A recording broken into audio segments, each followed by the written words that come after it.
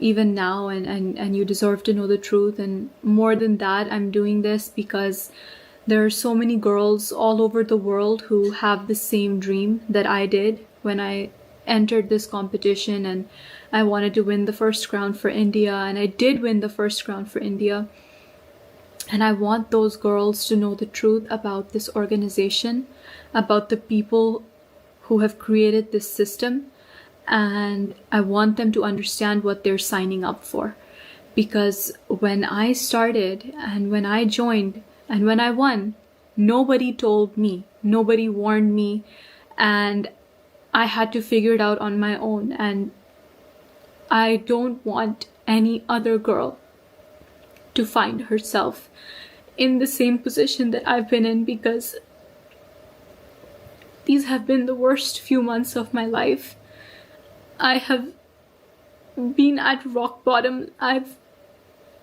The last time I was truly happy was the night I won. And since then, it's just been going downhill. It's been getting worse and worse. And I've spent the last few months just completely depressed and alone, and I wouldn't wish that on my worst enemy. So I want you to know the truth, and it's taking a lot of courage to, first of all, give up the crown that I worked so hard for, and then also to talk about it so openly. But I don't want anyone else to be in the same position as me. So that's why I'm doing this.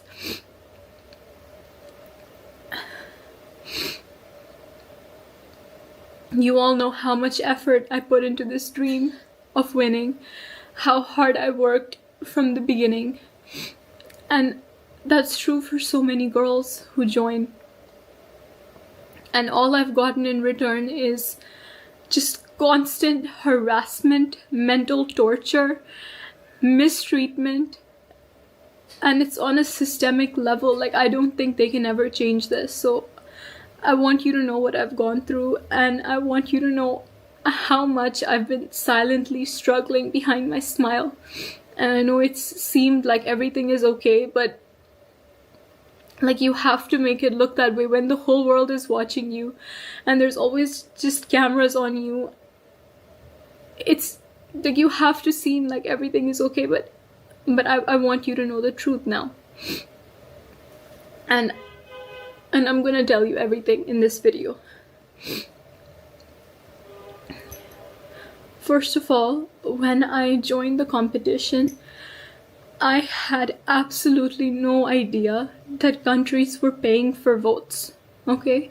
And then the Miss Grand International organization happily accepts them in the form of votes or in the form of, donations. And you guys don't know that. And of course, like, when I found out, like, we couldn't afford to pay for the votes. We didn't have that knowledge, and that's why it was so difficult to compete in terms of votes. You guys know, when I was in the personal interview, Nawat asked me, why do you not have votes? And it's because I wasn't paying to buy votes like every other person was. And honestly, like, it's not even their fault. Like, of course, if they have the option, why wouldn't they do it? Like, everybody wants to win. And the countries who've paid huge amounts of money for votes or for donations, like, of course, if their girl doesn't win, they would be upset because they've basically paid for it and they expect something in return. Nothing is promised, but they expect that, yeah, we've paid, we'll get some return on it.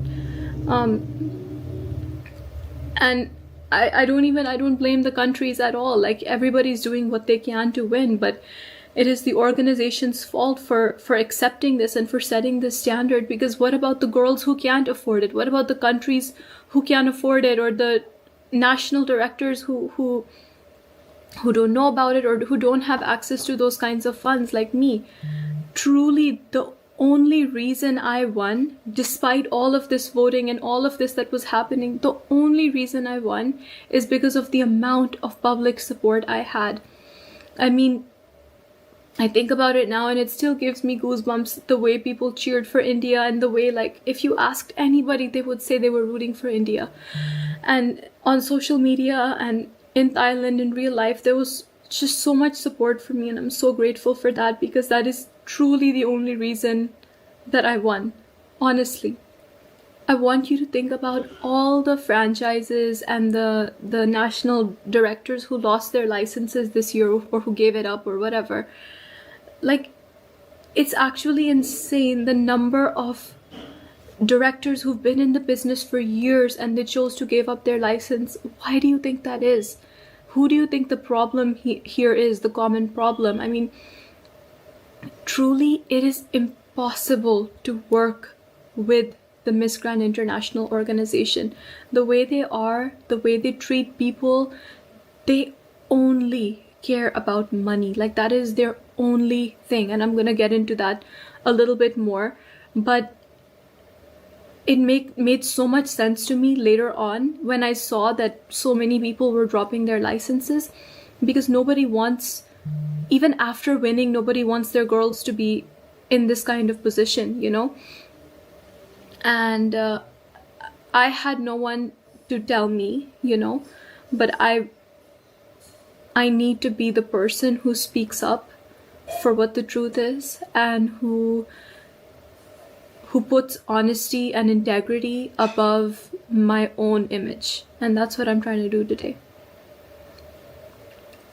I've been in Thailand for many months. As you know, I won in October, and then I stayed the whole month of November and 2 weeks of December. And then I was also there for more than a month, all throughout March.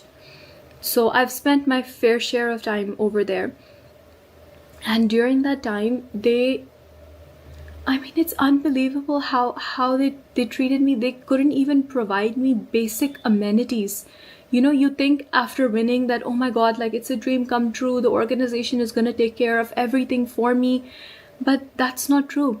Immediately after winning, they moved me into a cramped hotel room, a small little hotel room, where even all my suitcases, they couldn't open properly. Like, there wasn't enough space for that. And I lived in that hotel room for more than a month. More than 1 month. And from there, they shifted me to a dilapidated house, okay, which was way on the outside of the city, like an hour or an hour and a half away from the city center, from MGI Hall, the office, everything.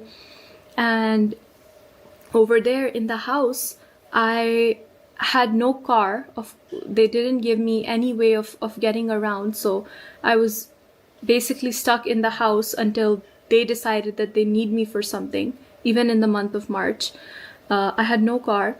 They did not give me access to like a Thai phone number or anything. So I had to buy a phone over there. I had to buy a Thai phone number so that I could stay in touch with my friends and family, because I was staying there for so much time, you know. They did not provide me any food at all.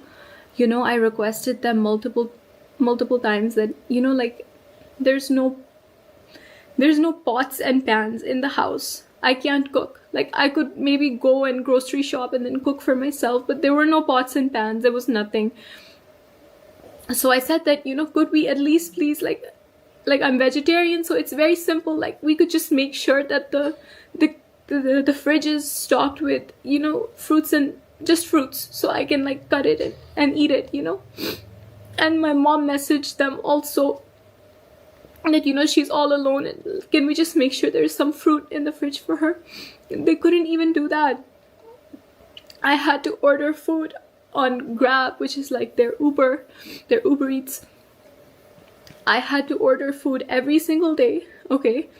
It would take 2 hours to come because it's so far away, all right? And how am I supposed to stay healthy or take care of myself when I can't like eat home cooked food or anything?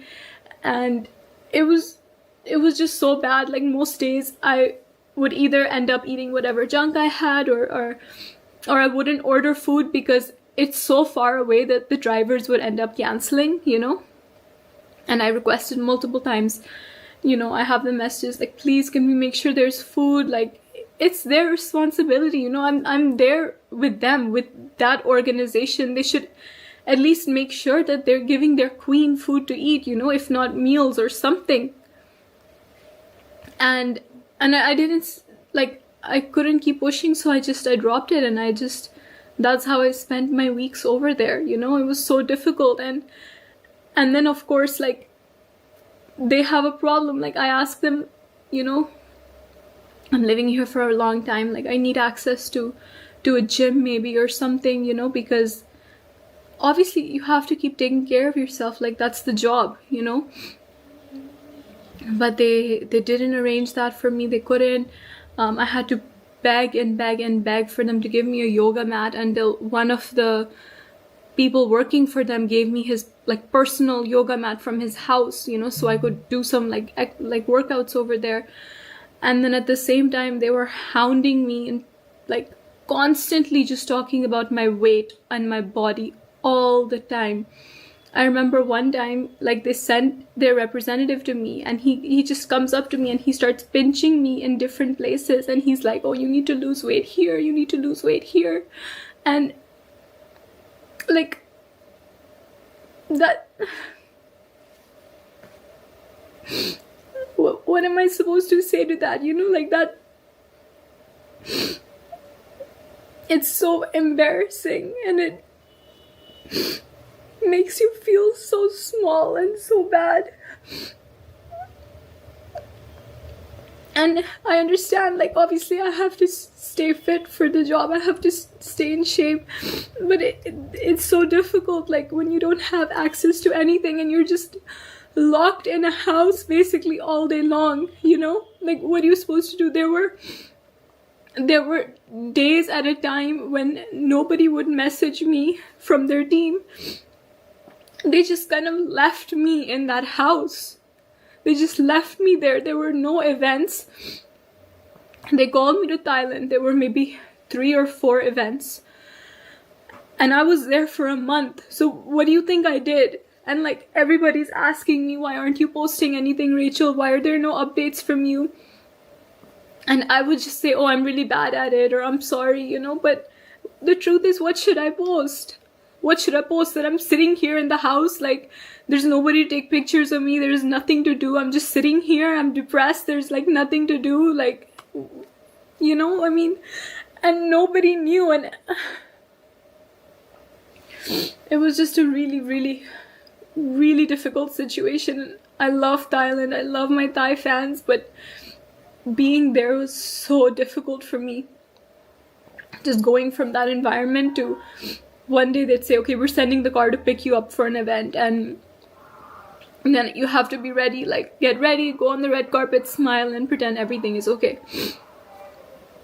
And I never spoke with the team. I never spoke with Nawat or Teresa. We literally would meet on the red carpet and just smile and pretend like everything is okay, and like we're best friends, and they're Papa Nawat and Mommy Teresa and me, and we're just one happy family, But the truth is, they don't know if I'm frankly alive or dead until we meet on the red carpet and smile for the cameras together. That's all they care about, is getting that picture. And it's just such a false narrative, because you guys are so sweet and you keep saying, oh, you look so happy together, you look so like they're really taking care of you, and like it's just not the truth. And I kept pretending like everything is okay, but there's only a certain point I can do that until, I told them that, what, I'm here.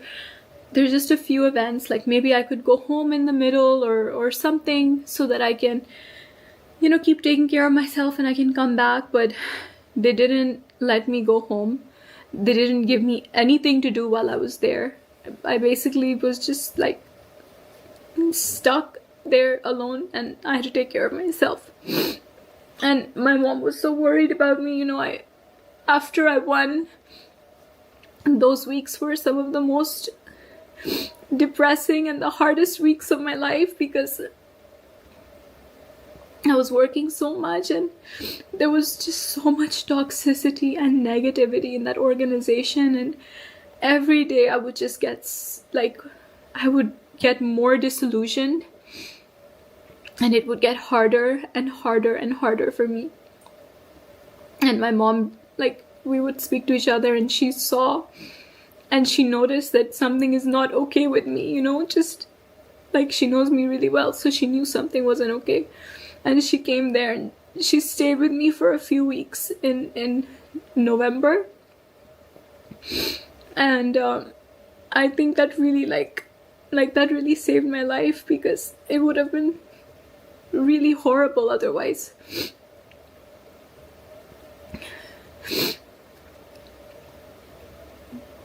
There's also no safety whatsoever. And I'll explain what I mean by this. Is number one, in the house is really far away. Like I said, it's in a quiet little neighborhood on the outside of the city, far away from everything. Nobody would check on me for days. Sometimes I would get a message, hey, are you okay? And when I was there, obviously, I'm paying for my own food. I'm, paying for a lot of things by myself, paying for my own outfits and everything, And I had to bring cash with me, in dollars or in Thai baht. And my parents, this is so embarrassing, but I expected after I won that I'd be able to support myself financially, with the prize money and everything. It's like a dream come true. And obviously you don't try and win for the prize money, but it adds to it that, yeah, you've won something really big. And it's only after I won that I realized, their contract says that the prize money will be paid in its entirety at the end of your reign. And before that, there's only a monthly stipend of a small amount, And I was paid my monthly stipend for just the first month, okay? Just for the month of November. And they didn't pay me at all after that. And it's so embarrassing. Every time I had to go there, I would ask, my parents, I would ask them to,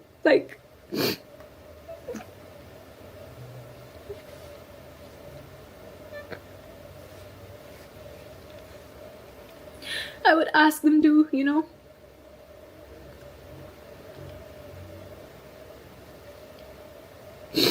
I would ask them to give me money for food, and because I had to take care of that myself. And so they gave me, cash in dollars. And when I was there at the house, obviously if I leave for an event or I spent a week in another province, I had to leave most of my stuff in the house, in my room. And by the way, when I won, a penthouse was promised to me. They showed me a penthouse and they're this is gonna be yours, you're gonna live here. But that wasn't the case. It was either the house or they offered to keep me in the same hotel, but I literally could not live in that small room anymore. It was too much for me. There wasn't enough space and it was too much. So I said I would rather live in the house. And so I used to keep my cash there, in my suitcase, hidden inside. And literally nobody came to the house. Only a cleaner would come one time in a week, maybe. And I had gone to some other province in Thailand for work. And when I came back, my money, I had around $1,700 with me, and there was $1,000 missing. And it was just I opened my pouch and my rupees were in there and my dollars, and I know how I left it, but when I opened it was all messy. It was in a different place, and I counted, and instead of $1,700 it was only $700, and so there was $1,000 missing. And I thought like maybe I moved it or something. I checked all my suitcases, I checked everything, and I realized like this wasn't an accident, you know, like somebody took the money, somebody came in the house while I was gone, maybe it wasn't locked, I don't know. And I messaged a representative and I said that, you know, this has happened and like it's okay, it's not a big deal, but just please look into it if you can, like please let me know if there's a solution. And I didn't hear anything about it. A month later I messaged again. I'm like, hi, is there any update? I was back in India by this time, and he's like, no, we're still investigating. I was like, okay. Another couple days or weeks, and I asked again. I'm like, what's the update, you know? No update on the money. And then eventually he sends me a message which is like, you know, we can't prove that you had the money, so you know there's nothing that we can do. And I spoke to Teresa about it, and I brought up this issue with her, and it's the moment I bring it up with her, like she starts attacking me and blaming me for it. And I understand, okay, it's my fault, like I didn't lock my suitcase, okay, that's my fault. But I never imagined that something like this could happen on company property when I'm there and I'm their responsibility, you know? Like I'm not a contestant anymore, I'm their queen, and it's their job to take care of me and make sure I'm safe and my things are safe, you know? They can't just say, okay, like go live by yourself and take care of everything, you know? But she fully blamed me, and she said, she's like, if you go to the police, there's no way you can prove it anyways, you know? And I was like, I'm not thinking of going to the police, you know, I just want you to just try and find out, like, if anything can be done, you know? But she just wanted to blame me, and I realized in that moment that these people will never support me, you know? Like, okay, this was just money, and it was just $1,000, which is still a lot, but if it were anything else, they won't support me, you know? And this reminds me also, we were having dinner, Teresa, me, and some other people, okay? And Teresa starts talking about this one queen she had in the past. And this dinner, there's like 3 or 4 other people there. And she starts talking about the queen's personal life, and she's like, yeah, she lied about being sexually harassed. I don't trust her. She's a liar. And I was like, excuse me, but like, how do you know that she lied, you know? And she's like, I know it. She's a liar. She lied. Nothing happened. And I was like, don't you think you should believe your queen? Like, if she told you that she was on a work trip with MGI, I don't know the whole story or who the queen was, but apparently she was on a trip to South Sudan with MGI, and she got sexually harassed by the general manager of the hotel. And she told Teresa, and Teresa says, I asked the general manager, he said nothing happened, I just dropped her in her room. And I realized in that moment that poor girl was probably sexually harassed, and she told the only people who she had at that time with her was Teresa. And they didn't believe her. Like, okay, first of all, how do you prove that something like that happened? It's very difficult, that's very complicated. But if you tell your organization, like, they need to believe you, you know? Like, you call yourself mommy for a reason. You need to at least believe your queen and not shit talk her years later at a table with random people, you know? And I realized I would be the next girl. Like, if anything ever happens to me on one of these trips, God forbid, anything. This money is one example, but anything worse, you know, I cannot rely on them for anything, because frankly, they don't care if I live or die. As long as I'm there to smile at their events, as long as I like keep my body like super skinny the way they like, they don't care if I live or die. They just want me to be there to go on TikTok live and make money for them and show up at their events. That's it. That's all they want from me. And And I realized they would never support me, and I was completely on my own. I mean, genuinely, when I say that they only care about money, I mean it. They made us sell, you guys know, they made us sell these cheap, tacky products on TikTok, all right? Like we were sales girls. I mean, you've crowned queens. Girls who, like, we have careers in our country, we do things, we're well respected, you know? And they're making us sell cheap products on TikTok because it makes them money. And you can't say no because the boss has asked you to do it. But I used to feel so guilty, you know, like people are spending their hard-earned money to buy these like disgusting cheap products, and like nobody has the power to say no. Like if they say, hey, we need you here for TikTok live, you just show up and you do the TikTok live. That's it, you know. And I felt really, really guilty for misleading the fans, because they'll, like, the fans will buy just to support the queen who says buy it, you know? That's what's so special and amazing. But like it baffles me. Like, you have women, you know, like me, for example, a person who's a speaker, who wants to like talk about issues, who wants to create change in the world, who has so many ideas, not just for business, but for philanthropic work, and you want her to sell like chili paste and chili sauce and like random things on TikTok? Seriously?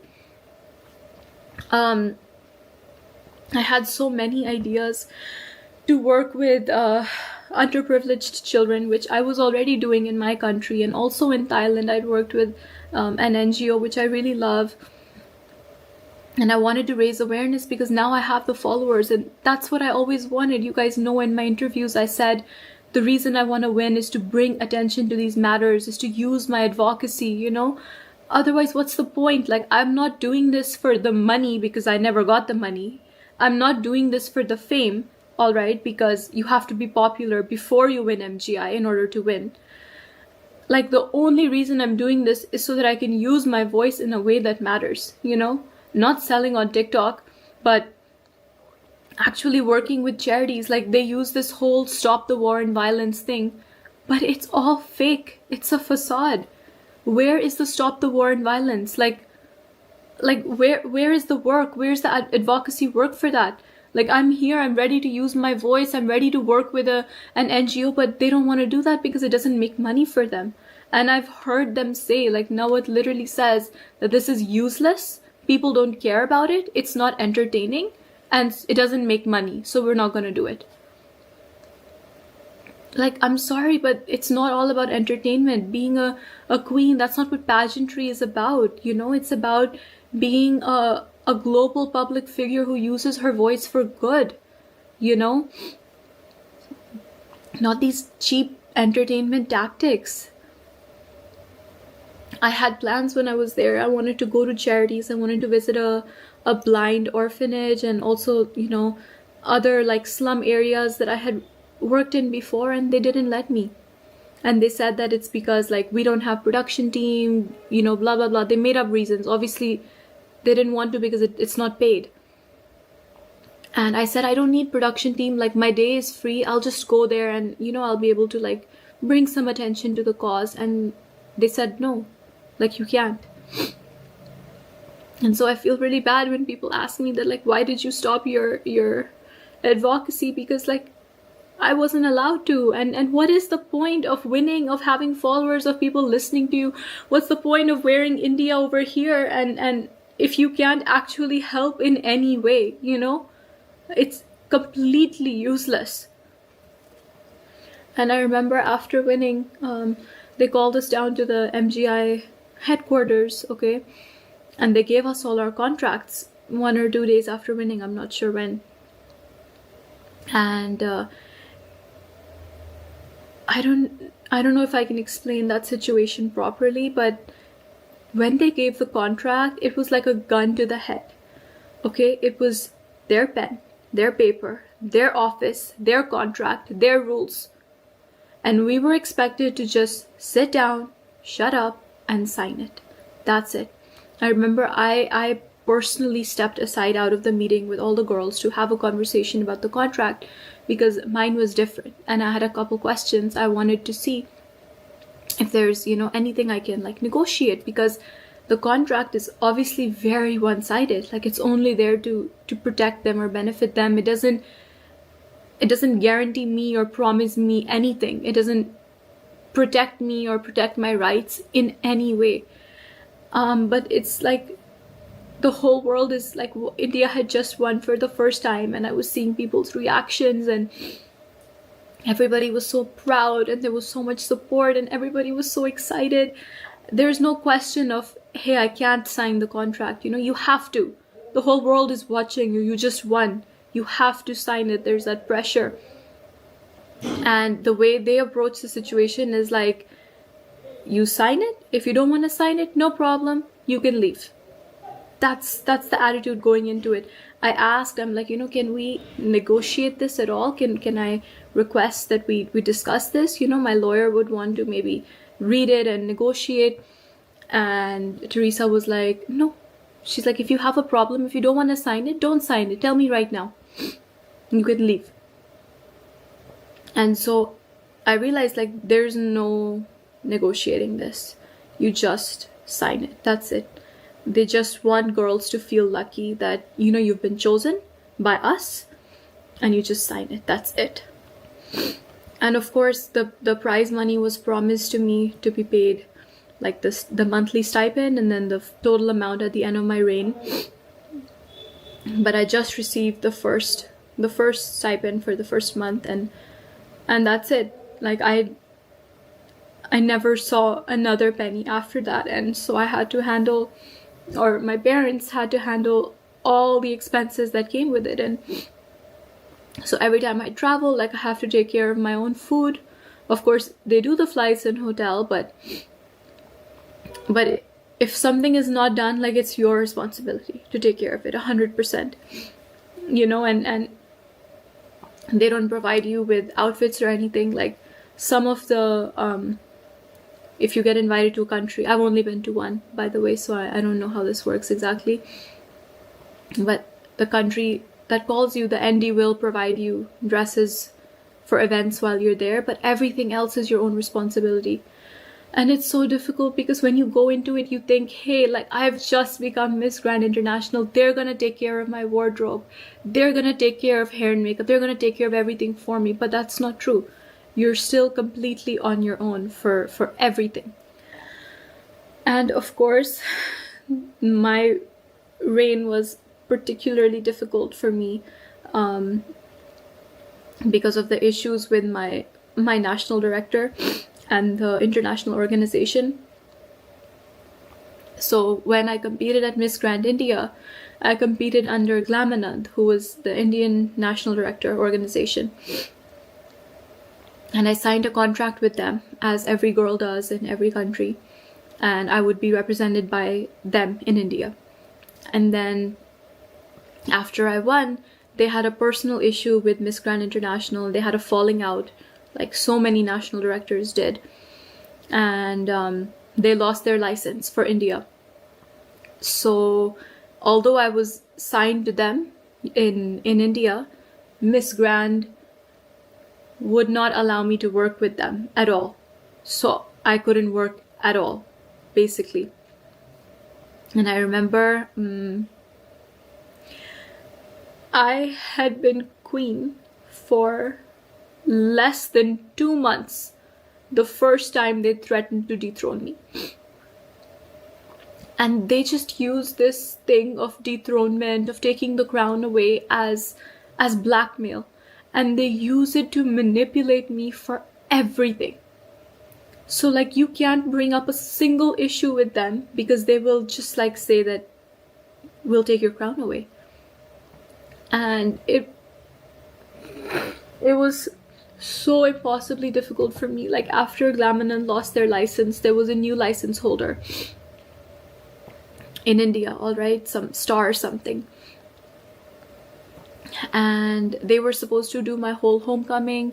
You know, we had multiple conversations in December leading up to my homecoming, where I was planning it with them. I had big plans. They had big plans. They promised so many things. We were all so excited, you know. But the date of my homecoming kept coming closer and closer. And there was nothing was materializing, you know.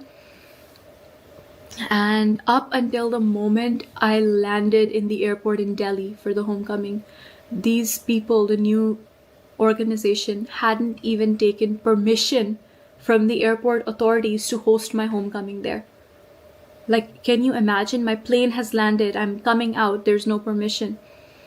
I'm blessed that my dad, he was there, he handled everything. He called his own contacts, you know, the marshals in the airport, or I don't know what, but he got at the last minute the permission for us to have the homecoming there. Otherwise, they wouldn't have let anybody stop in the airport.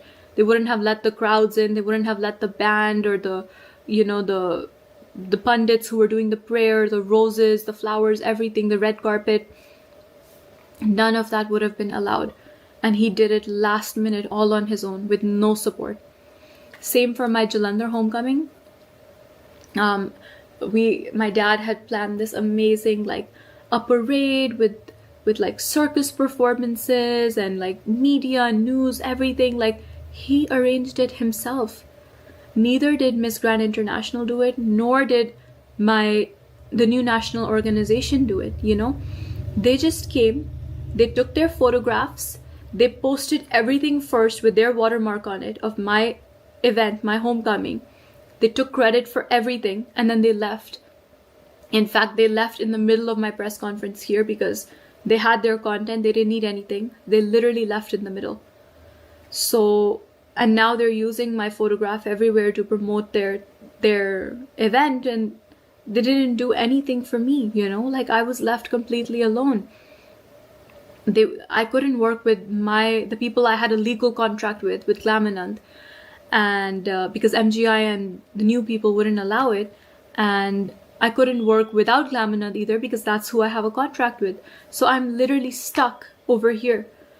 And when I'm in India, like, there's nothing I can do because of these issues and just constant threatening messages from MGI saying we'll take your crown away.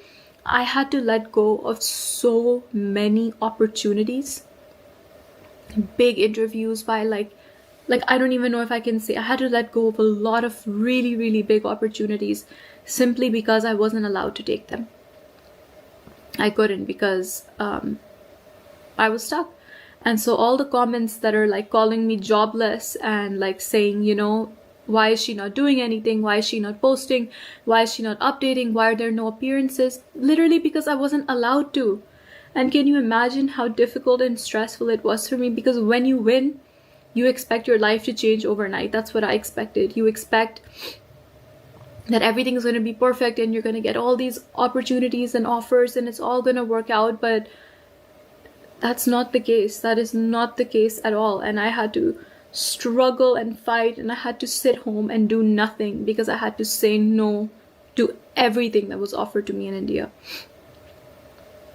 So whatever duties were given to me by MGI, I did all of them. I was at every event. I did everything. I did not work outside of them at all. All right.